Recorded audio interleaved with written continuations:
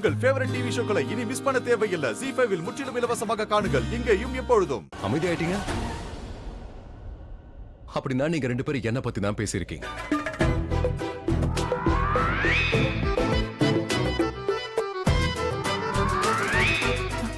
என்னடி சுமோ, இவங்க 2 பேரும் என்ன பத்தி தானே பேசிட்டு இருந்தாங்க. எனக்கு டீ வேணும் மாமா. இதுவா அக்காக்கு குடுக்கற? அவ வேணும்னு கேட்டால. சரி நான் வரேன். பை ஷாலு. பை மாமா. ஷாலு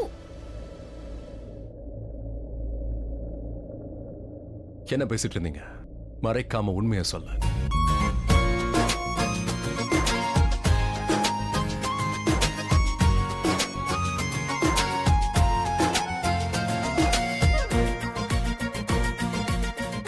நான் எந்த உண்மையை சொல்றதுக்கு எதுவுமே இல்லையே. நீ உன் டீய சர்பத் மாதிரி குடிப்பியா?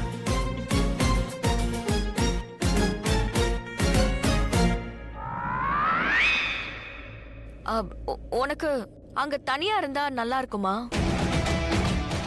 எனக்கு தனியா இருக்கிறது ரொம்ப பிடிக்கும்.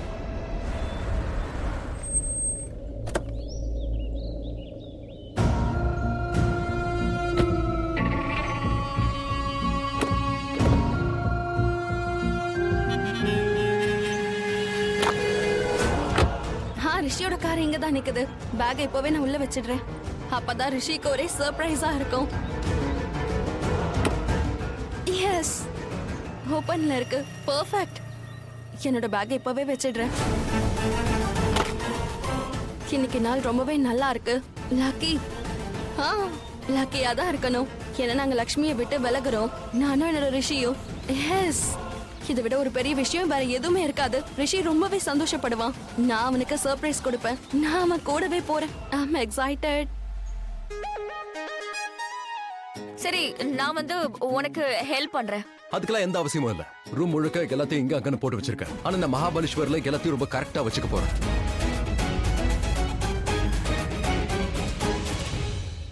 ஐ நோ நீ என்ன யோசிக்கிறேன்னு எனக்கு நல்லாவே தெரியும். என்னத்தை யோசிக்கிறேன்?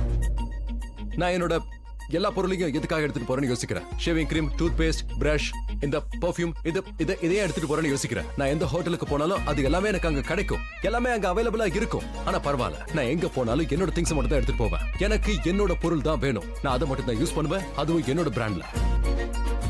நான் அதை பத்தி எல்லாம் யோசிக்கவே இல்ல.